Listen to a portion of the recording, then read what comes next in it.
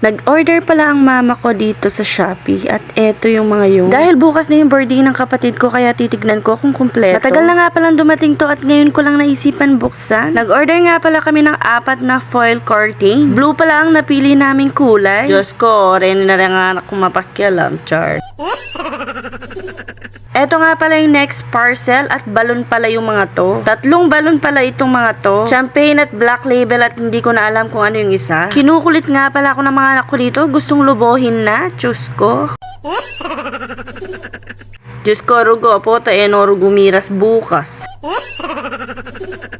Kung magdi-DIY ka lang sa bahay, perfectong mga to. Maganda na at mura pa dito sa shop na nabilhan ko. At eto nga pala yung next parcel na bubuksan. Pangalan pala ng kapatid ko yan at may edad na 21. Yes, mare, dibunan niya bukas.